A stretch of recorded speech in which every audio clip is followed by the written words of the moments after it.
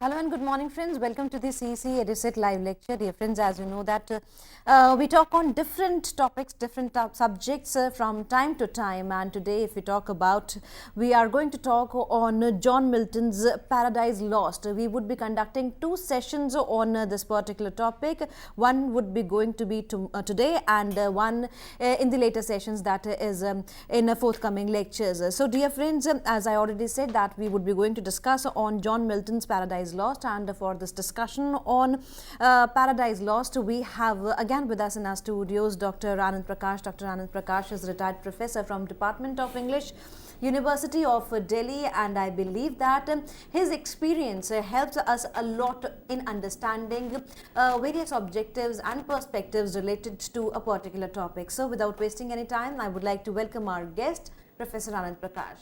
Professor Prakash, welcome to the Etcetera lecture. Thanks, Geetika, and welcome viewers. As has been announced, today's topic is Paradise Lost, Book 1 by John Milton. And since we are focusing upon texts, the great texts in English literature, so this comes in that sequence. After Shakespeare, came the two metaphysical poets, and I referred extensively to their poetic writing. And in this case, I would be focusing upon Paradise Lost, Book 1. Paradise Lost is a long poem. It's a poem running into about 300 pages, and it has 12 books in the final version. And the first book is very important because here Milton is spreading out a plan, and he will stick to this plan because this being a long poem, an epic in fact, would require that there is a mental preparation done by the reader before one starts this. So right in the beginning, Milton would be talking about the plan that he has to execute in poetic terms. Now, in order to understand Milton, one has to refer to the times in which he lived. And let me tell you, friends, that Milton was born in 1608, 8 years after the century began, and Shakespeare in London was quite active at that time, and was moving towards his closure in the career, and Milton is born then. So there is a kind of continuity between Shakespeare and Milton, and so far as the level of talent is concerned, Milton is an extension of what Shakespeare left as a kind of heritage, as a kind of tradition. And since the times were important, the late 16th century and early 17th century are times of a different kind. Very rarely do historical epochs have such developments that inspire not just one or two, but a host of writers, intellectuals, thinkers, activists, etc., to intervene in the situation existing at the time. And if Shakespeare is reaching his closure of the inning, and Milton is beginning from there, he is born in 1608. Shakespeare is around. Shakespeare would die in 1616, 8 years later. So at the time of the death of Shakespeare, Milton would be 8 years, and the continuity would be run in the stream of time along lines of what is called political governance. England is being governed by James I at the time, and James I is a different kind of a king than Elizabeth was till she died in 1603. So this time, with its developments and its trends, is being carried forward intellectually and literarily from Shakespeare to Milton in this particular case.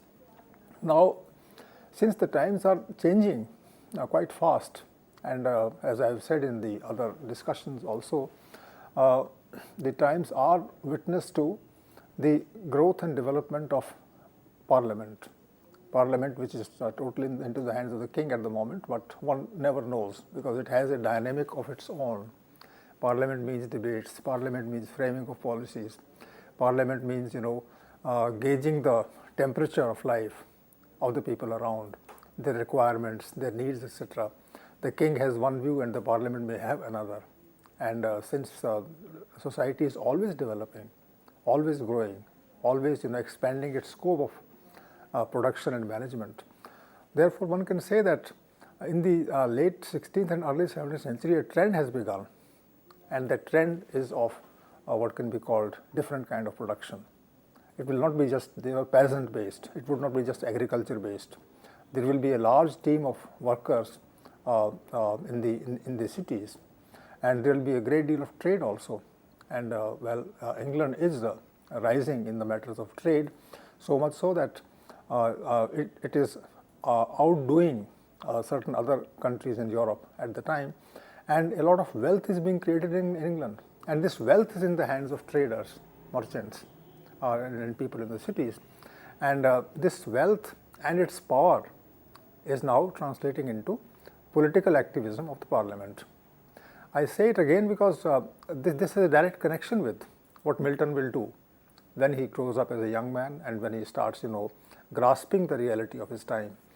So when Milton is born and when he's 10 years, 15 years, 20 years, this is the time, when the parliament is growing from strength to strength. And the king is becoming weaker and weaker day by day.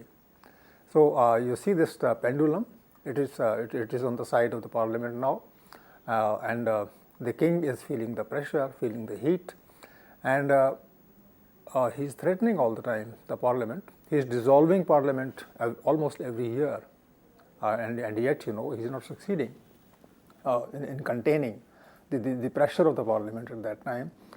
And parliament on its side is getting strength from the followers, who are the common masses. Of course, the king and his court will not support the parliament.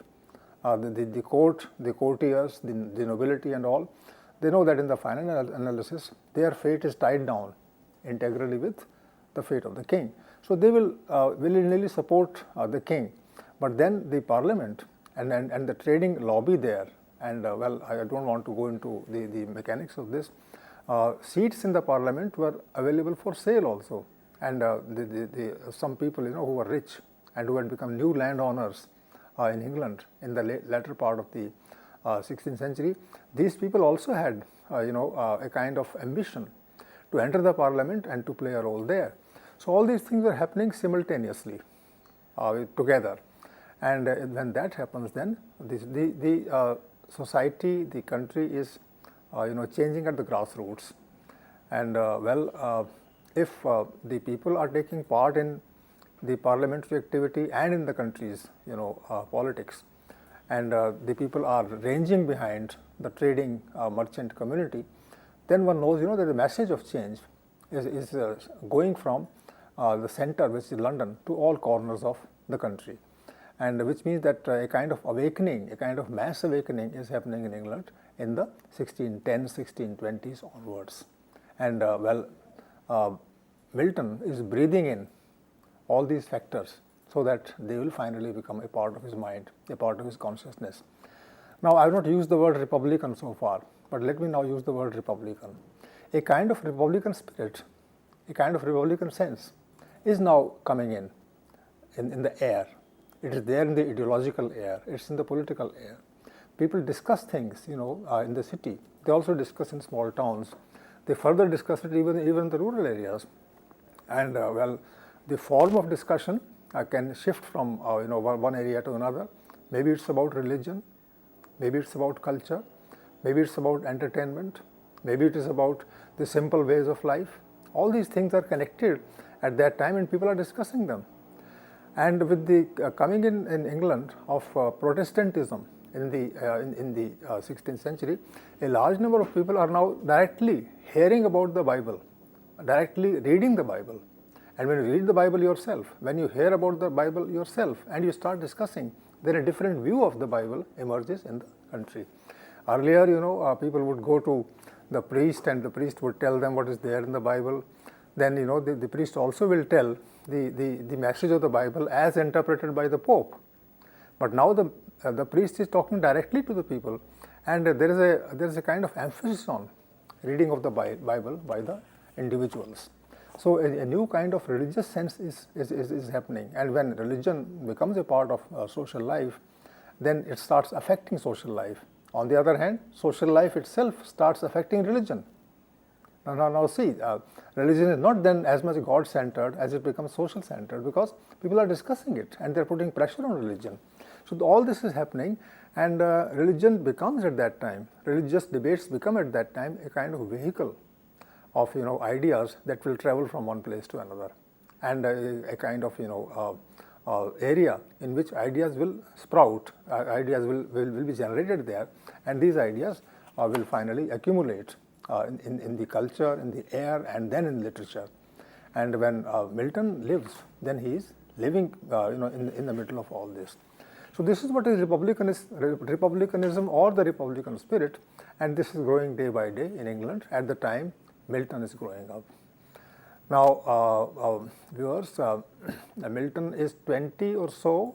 I think he'll be 1608 is the year of his birth, and then 20 years later, 1628 or around 1629, this King James will die, and his son will take over. He'll ascend the throne, and it is then that the crisis becomes still deeper in English political life.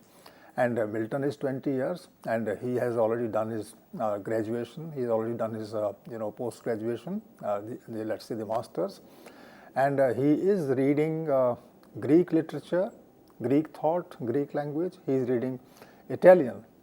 He's reading Latin at that time. So he's a great scholar, and his name is spreading in England at that time as a great scholar in his early 20s. And people discuss his role in life and in the university. And such a great scholar will finally turn a poet would be a matter of joy for all people who are interested in literature. That will happen later. But then at the time, in 1630s, Milton more or less completely jumps into the fray of what is called the political activity.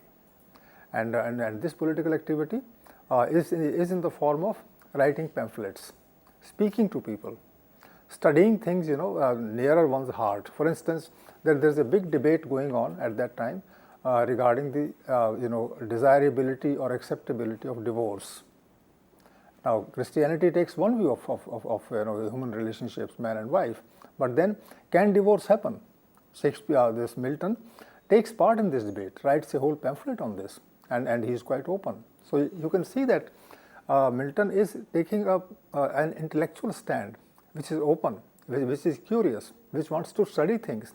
And if things are changing, if the world is changing, then definitions of the older relationships also would have to be changed. This seems to be Milton's line. He is taking part in the what we call later as the Cromwellian Revolution. He will be on the side of Cromwell, and he will write political pamphlets for him to support his cause.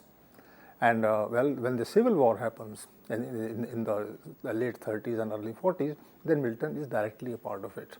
So he's a political activist, I would say, and he's a great philosopher. And he can compare what is happening in England in the 17th century with what happened in Rome many years ago, hundreds of years ago, what happened in Greece. So he can compare the developments of social nature that happened in the ancient time with those that happened in the contemporary period. So his range of imagination, his range of comprehension and grasping is expanding in the 1630s and 40s, and since he is an activist, therefore his words will carry from himself, from his immediate hearers and listeners to the people elsewhere. He has in the meantime also started writing poems. But then there is a kind of setback to republicanism in the later years of the 17th century. 1650s at that crucial period when Cromwell would not be able to, questions are being raised about him, but then he is a great visionary, and he wields a great influence. The king has in the meantime been deposed. Parliament is totally into the hands of in the hands of Oliver Cromwell, and things are working really fine. It's not the same England that was let's say even 15-20 years ago. And well, I don't want to go into other details. Literature now has to serve a purpose in society. That's what Cromwell wants to know, wants to tell people, or wants to share with people. So a new perspective in literature also is developing. And there is, and since, as I talked about religion, when that religious spirit has gone still further, then people start also asking questions about the efficacy and the appeal of literature. So under the Puritan influence, the stronger element of Protestantism, under the Puritan influence, the playhouses, the theatres are closed because they generally spread all kinds of ideas, irresponsible and anarchic. And that anarchy now cannot be used, for any good thing in society. Therefore, the social, cultural, ideological scene is changing drastically in the 1650s and later. There is a backlash, as I said, in the 1660s. Cromwell dies. His son also cannot carry on quite far. I think I touched upon this topic in another discussion also.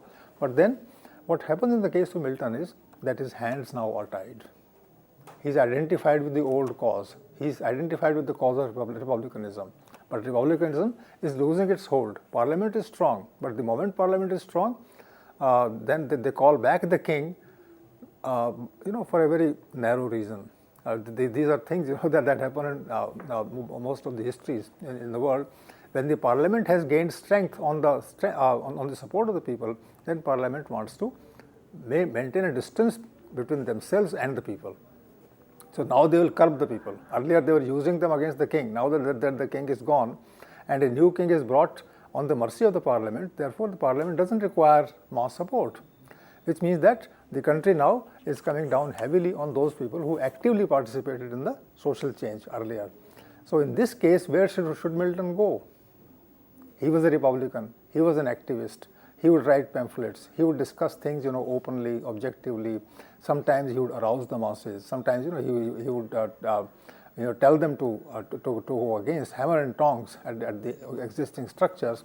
And now, when the times are changed, when the same government, the same regime which earlier took part in the section that becomes the regime now, once took part in the civil war and attacked the forces of the king.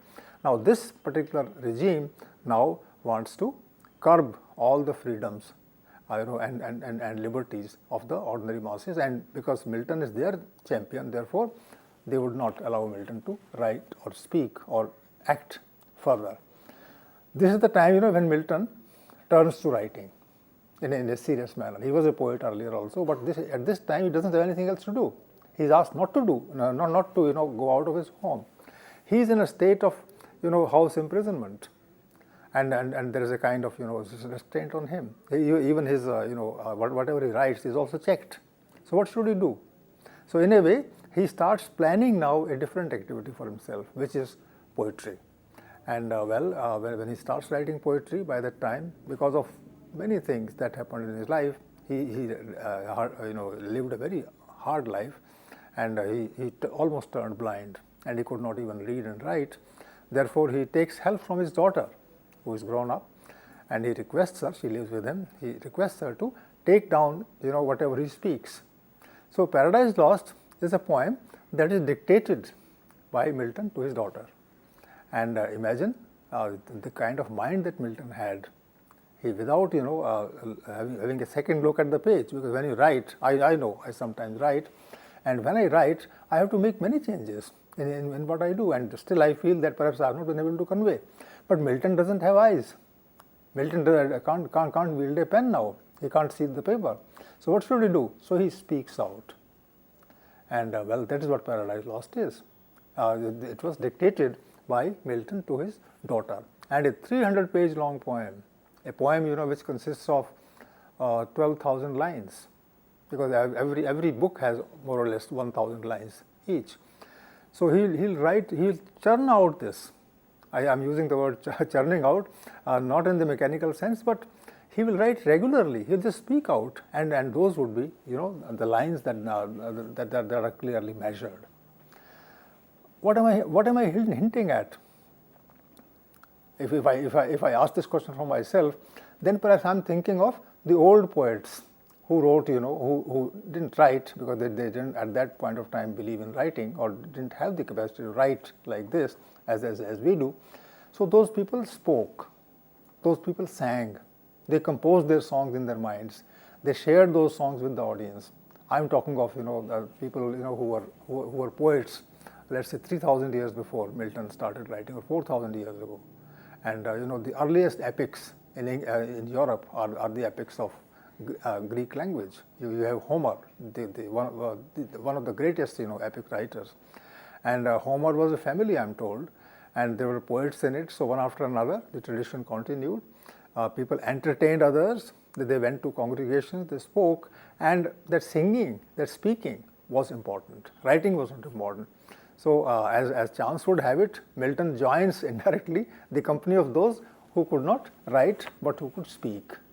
So he in a way he's speaking in verse. He of course he's not singing, but then the word singing is there somewhere in this, and he also composes songs.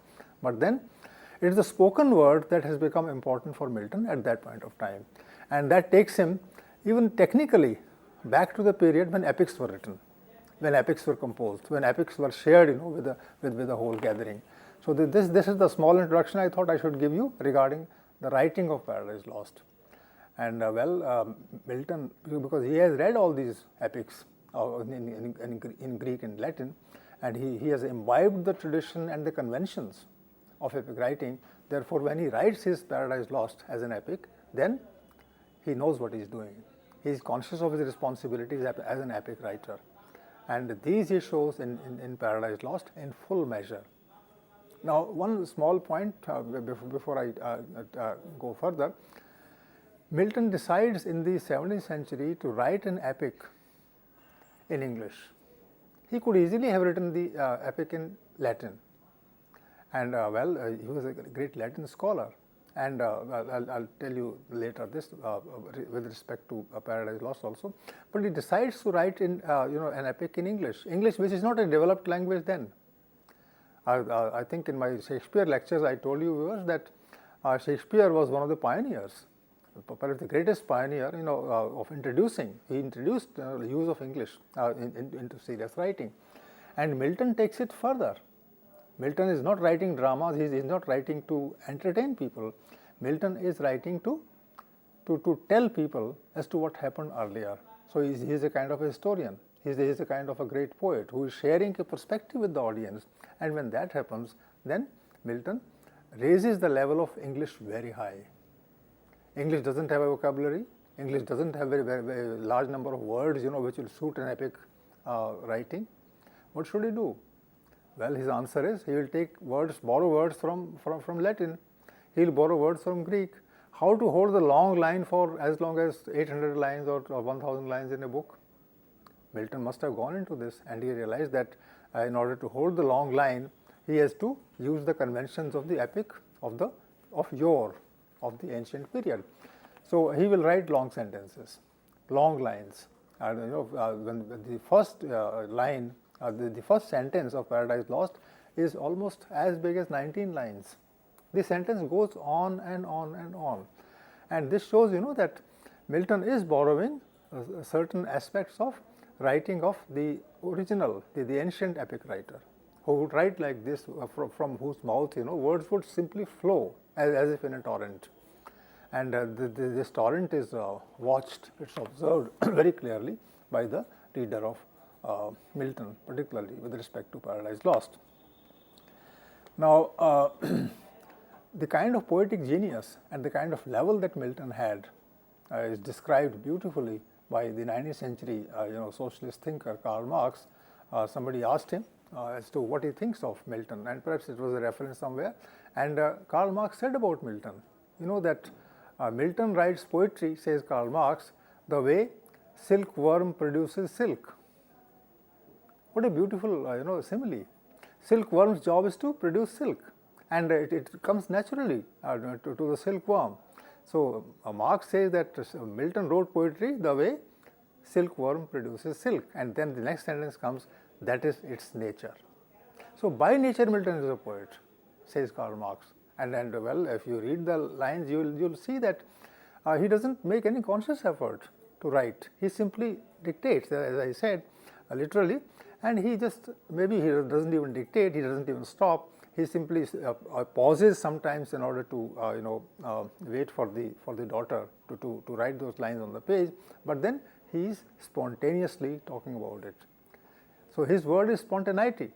His word is effortless rendering of certain ideas, effortless rendering of a whole perspective, and that is why he became a darling in the 18th and 19th centuries of the Romantic poets, because there is a lot of romance here. And when he's writing about romance, and when he's enjoying writing, and when he's talking about a particular fable, I'll come to this now. Then he's doing a job of a popular bard, a person who sings, a person who composes and sings and shares with the audience. So this is how Paradise Lost is supposed to begin. One more thing, there are lots and lots of things to share regarding Paradise Lost.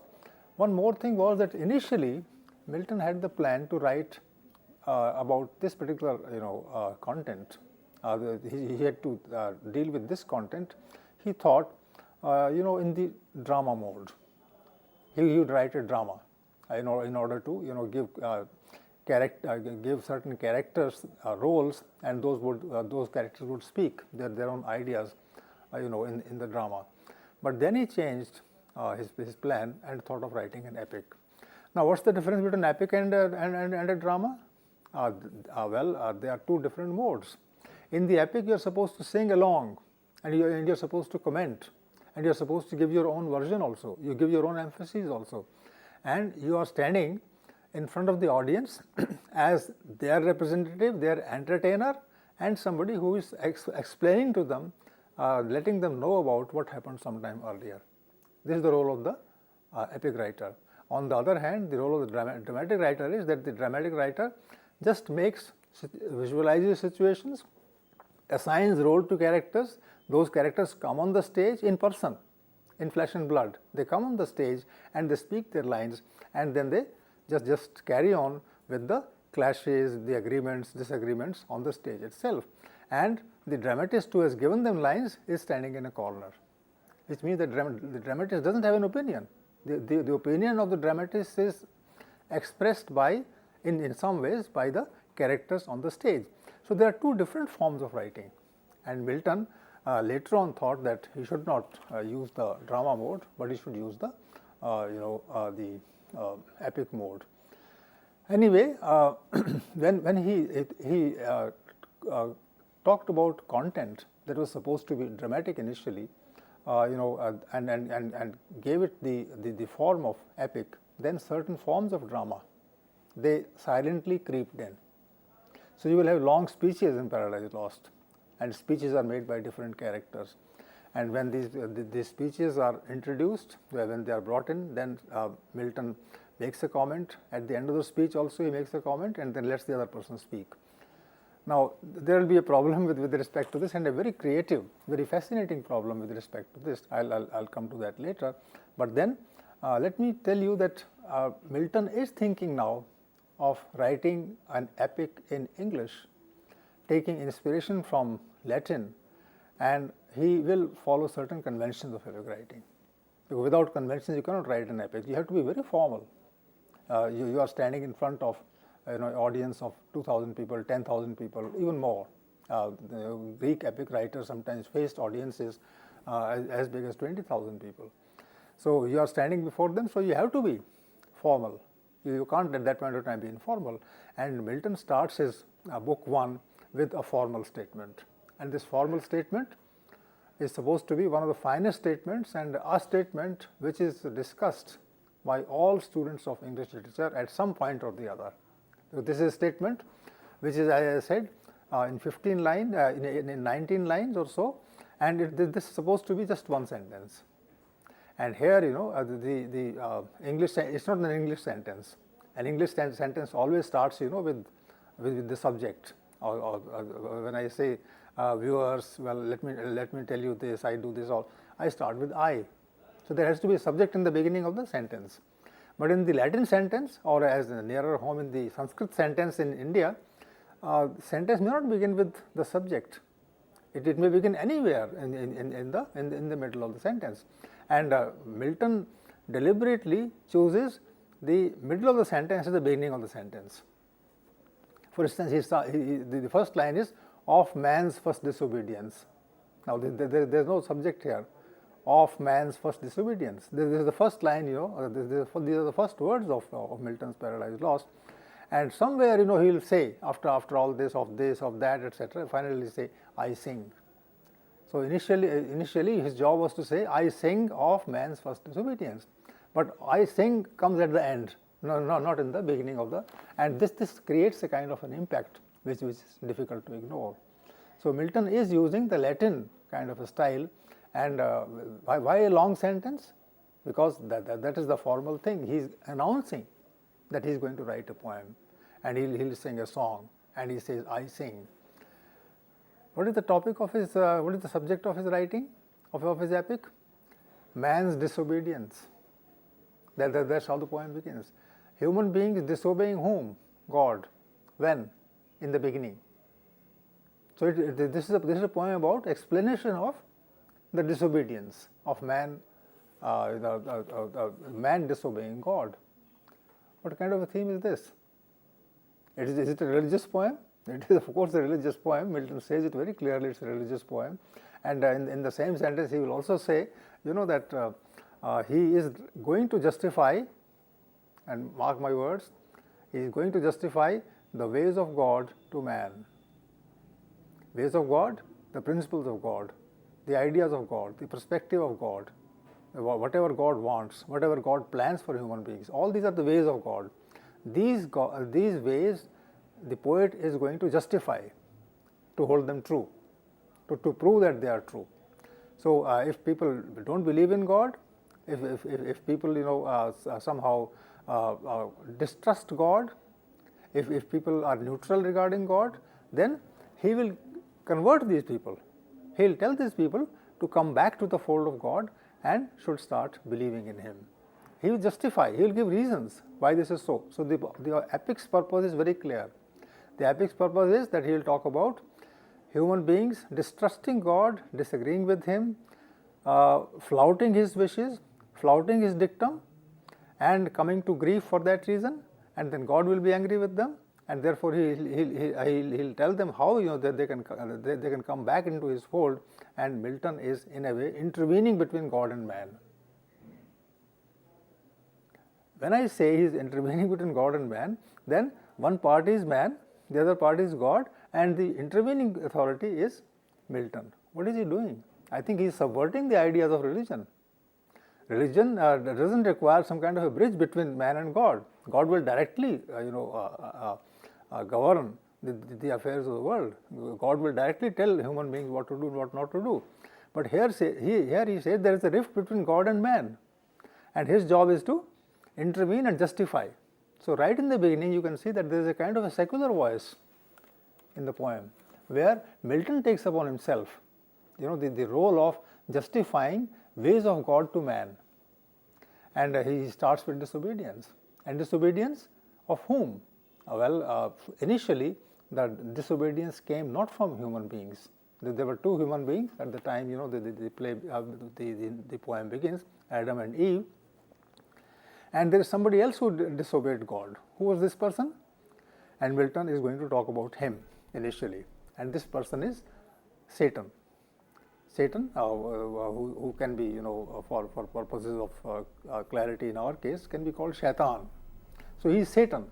And Satan has disobeyed God. Why has he disobeyed God? And the episode is in the Bible. Satan, somehow did not want to remain servile to God. He was ambitious, and he wanted to, displace God from the throne and occupy his place. And for that he led a revolt of his followers against God's armies. And finally, God was very powerful. God is omnipotent. And for that reason,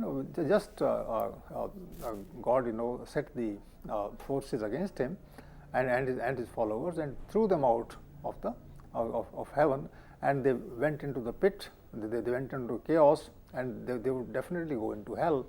And that's what God's punishment was. So he is talking about this punishment, and that happened in the case of Satan challenging the authority of God and disobeying him. So he is going to talk about this disobedience. So the first book of the poem, Paradise Lost, is given to the after effects of disobedience of Satan against God. So the first poem very clearly, and since it's an epic, so there's no suspense in it. Well, viewers, let me tell you that the epic tradition is that right in the beginning, the entire plan is given. So Milton also follows that convention. He makes a statement about 10-15 lines where he says, I'm going to show you this. And then he writes those 10 lines, and after that this book 1 begins, and the first 19 lines are just the statement of purpose. And there is a word for it in English criticism. There is a word for it in the vocabulary of epic also, and that word is invocation, with a capital I, invocation, that you are invoking. You are in a way making a statement, and you are starting formally that this is what the epic poem is going to be. Now, can Milton do justice to this kind of a great theme? Milton is a human being. Milton is in the 17th century.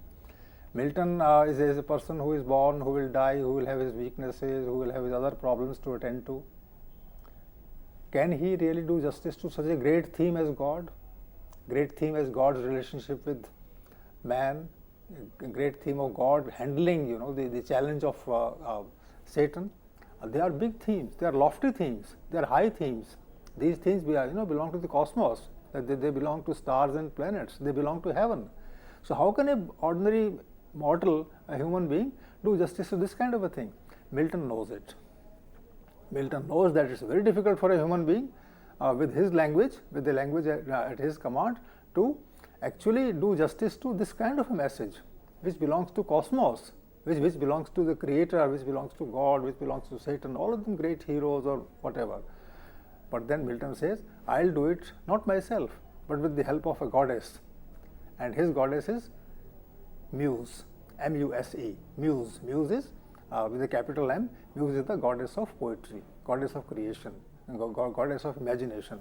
So he is taking the help of the Muse to do justice to this very big theme of talking about God and he being disobeyed by another agent, another agency, and this disobedience finally is punished, and then the other things begin. The other things I'll take up in the second lecture, but so far as this is concerned, God has already ousted for disobedience.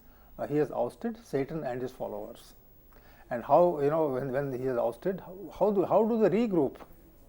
So the first book is given to the description of regrouping of the vanquished forces, of the defeated forces by God. And these people are lying, half conscious, somewhere in the chaos, somewhere near hell, and finally they wake up gradually. And the first to wake up is Satan himself. And he wakes up, he realizes that he has been thoroughly, totally devastated. What should he do? Where should he go? He can't go back to paradise. He can't go back to heaven. God has already thrust him out from that place. And millions of his followers who fought with him against God, they also have been thrown out. What should Satan do now? So what Satan does, and in this particular part of the poem, the beginning of the poem, is that he wakes up, he looks around, and there is a scene of desolation, destruction, and he can't do a thing for some time, and then he realizes that he has to get up and he has to play a role to revive his old glory. And for that, he wants to wake up his followers who are also lying helter-skelter, near him. So he calls them up, he wakes them up, gradually they get up, and then he makes a speech. And this speech and the later speeches that he makes in this poem, they are remarkable for their content. When I read them, viewers, many decades ago, and whenever I speak about Milton, I do a kind of reading again. And when I read for this lecture the speeches, I realized that these speeches are themselves a very great statement of the ordinary ambitions of human beings. Those human beings who don't have a dignity of their own, those human beings who just want some kind of a leader to lead them out of this. and the leader is merely coaxing them to come forward, coaxing them to come up, to fight along with him against the common enemy. And I realized that perhaps Milton was having in mind the common masses who were being asked by the leaders of the time to come up and go against a common authority, a common. I was thinking of all this, and I could not come to a conclusion as to why Milton is doing it. And some of the lines of Satan are really very moving lines. You know that famous line where he says, he is talking about it is better to serve in, it is better to rule in hell than to serve in heaven. There is a famous line, in this particular speech. So I think this is a line that most of the Republicans would have liked, in their own time. So we should not think of serving; we should rule. But then Milton is putting it in a dramatic mode, and Satan is saying these lines. Therefore, one has to take them with a different coloring. And I realized that Milton, at that point of time, was going through a phase where, the ordinary plight, the plight of the ordinary masses was sought to be dramatized, and he dramatized this way. So Satan is the culprit. He is an ambitious person. He doesn't have any hope in him. He is meant only to do evil. He says it very clearly that I am an evil person. I will do evil only. And if God is good to me, then I will turn that goodness also into evil and I will fight him. He says it very clearly. And then he says these lines: it is better to rule in hell than to serve in heaven. And when he does it, then one doesn't know what to take of Milton. But then Milton is putting these ideas, whether they are ideas of the common masses, whether they are ideas of the leaders, whether they are ideas of God, whether they are ideas of religion, he is putting all of them together in a framework where we are compelled to think. And his scope is very wide. People don't easily get up, but he just makes them sit up, stand up, to file in front of him, to stand in ranks according to hierarchy in front of him, and then he is addressing them. And this address shows that Milton is somehow presenting a contemporary scene where this kind of thing happening. But then Milton very clearly says, I am on the side of God. I want God's grace. I want God to remain as kind as he has been all through. And what is the theme of God? God's theme was that human beings should remain in heaven, should remain in paradise, enjoying themselves without bothering about any work, without bothering about anything, and their job is only to be together. Adam and Eve should remain together, enjoy each other's company, and they should just have all things at their disposal, and they should believe in God and remain happy. And the only restriction that God imposed on the human beings, the Adam and Eve, was that they should not go near a particular tree, because that tree was dangerous, said God. And what is the dangerous aspect about that tree? And God said, this is the tree of knowledge. Don't go near it, because knowledge will destroy the sense of faith you have in me. You will start thinking of your own self. And God had a reason for this. So whenever you think of reason, then you start thinking of yourself. Then you start thinking of others. So reason is supposed to divide you from anybody else, and the reason divides you from your originator, from your creator. So the only condition that God laid for the human beings was that they should not go to the tree of knowledge and should not eat that fruit. In fact, that fruit is called by Milton in this poem the forbidden fruit. This fruit should never be tasted by Adam and Eve, because this will set them against each other and they will set them against God, and God will be very angry. So there is a kind of research done by Satan now in the first book. The research is to find out what will hurt God most. That's a very fine point of psychology. When you want to fight an enemy, then you should find out what he likes the best, and you destroy that. When you destroy that, the enemy will be hurt very, very much. So Milton is making Satan go in search of something that will hurt God, and then he realizes that God has in the meantime created a human race, and they are the darlings of God, and God is very happy creating them, and he has put them at the nicest place possible in the world, and he has given them a garden in which they can roam around freely, And of course, when they roam around freely, human beings, then they are not ashamed of their bodies, therefore they are moving around naked. And they enjoy the stars, they enjoy the trees, they enjoy the grass, they enjoy the movement of water, sounds, music, etc. And they are quite happy. So in this kind of a thing, they have created, God has created a species called the human beings, and He is going to make them happy. And Satan says, I want to destroy their happiness. When I destroy this happiness, then God will be hurt. So it's a very devious trick that Satan is employing, and for that he decides to make Adam and Eve eat the fruit of knowledge. And it's not easy to approach human beings. They are protected from all sides, but then he assumes different shapes. He also has an element of godliness in him. So he can assume some form. So he assumes the form of this bird, or later on a snake, and he crawls near Eve when she is alone, and there he whispers into her ear something, and Eve becomes curious about the nature of the apple, the forbidden apple, the forbidden fruit, and then she tells Adam that she wants it, and then somehow as one thing leads to another, then Adam and Eve eat the apple, and it is on that day that the unhappiness begins.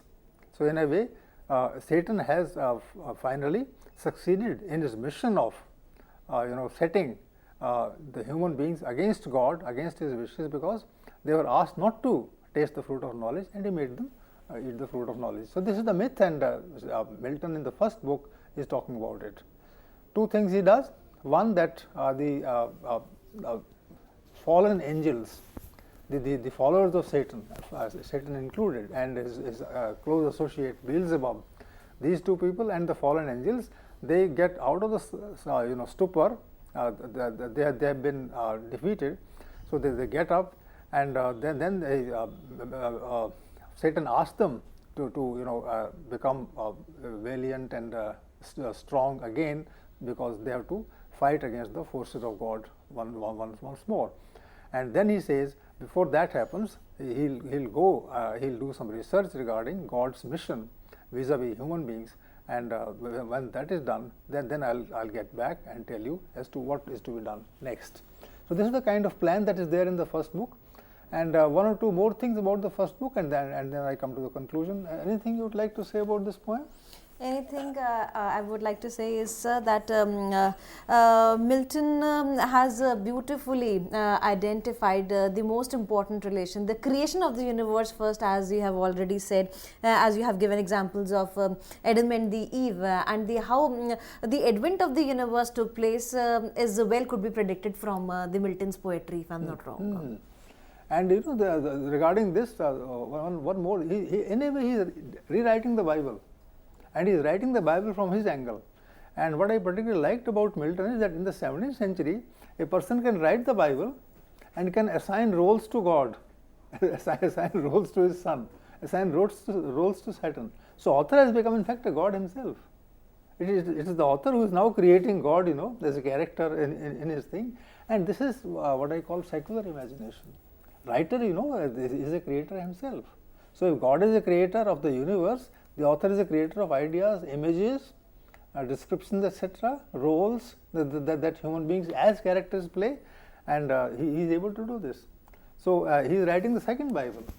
Now, is there a difference between this Bible and the first Bible? Is the question, viewers, and let's take it up slightly, differently. If Milton is assuming the role of a writer, who will decide what God has to speak, what a son has to speak. Of course, if you ask Milton why he is doing it, why are you doing it, he would say, I am not doing it. This is what actually happened, so I am merely reproducing it.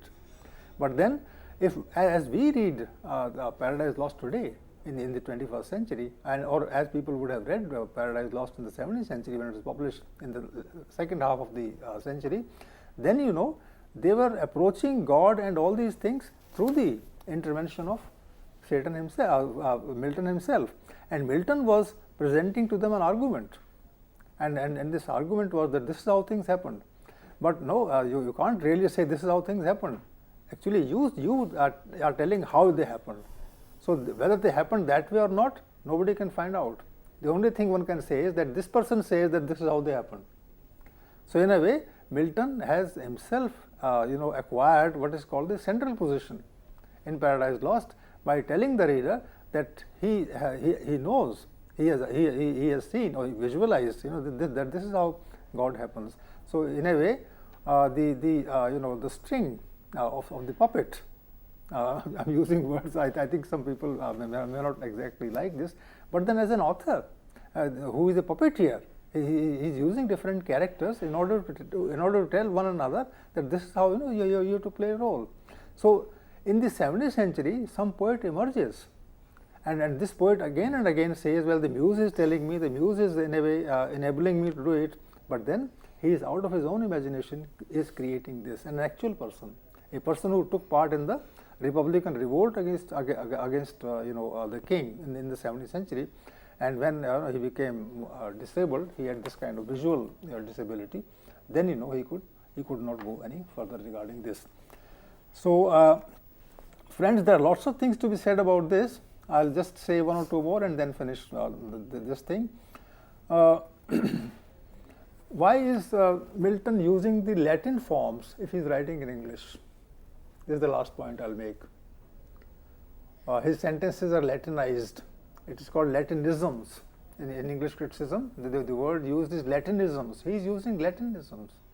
He is using paradoxes. He is coining new phrases, and these phrases will later on become very powerful. And in the 18th century and in the 19th century, Milton will have a different kind of a reading. He is very clearly saying he is on the side of God, as I told you. He is clearly saying he is going to justify the ways of God to men.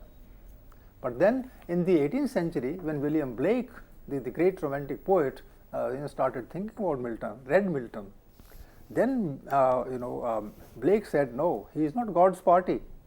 Milton said Blake is actually devil's party, because he is giving a voice and a character to the devil of a kind that brings the devil closer to us than God. So this way, this also met the romantic requirements of the 18th century poet, because romantic poets in the 18th century and in the 19th century, they would go into the mysteries of life, go into the mysteries of belief, go into the mysteries of this world, and they would not be moral or religious in the sense in which Milton would have us in the 17th century, and therefore they created their own meaning in the Paradise Lost after their heart. And 17th, 18th and 19th centuries in England, they were always sympathetic with Milton as a supporter of devil, who said we should not serve in heaven, but should rule in hell, and that kind of a thing. So that way the book Paradise Lost became a talking point for generations to come, and in the 20th century and even today, well, you can always say that Milton's inner voice is closer to Satan's than it is to God's. You can also say that he is in a way presenting the reality of the 17th century religious experience in dramatic terms, and he is not taking any sides, or one can say that he is taking the side of God. So these three things, and this is how I think I should conclude. Definitely, sir. Thank you so very much. And I would only say that when God doesn't find any means to talk to the human beings, then he himself take helps of the poets like John Milton, so that he could talk to the human beings. So that it is mandatory for each of us to be involved in a good deeds, so that the task of the God become easier. So with this note, thank you, sir. Thank you so very much, and we will be meeting again very soon. Till then, take care. Goodbye.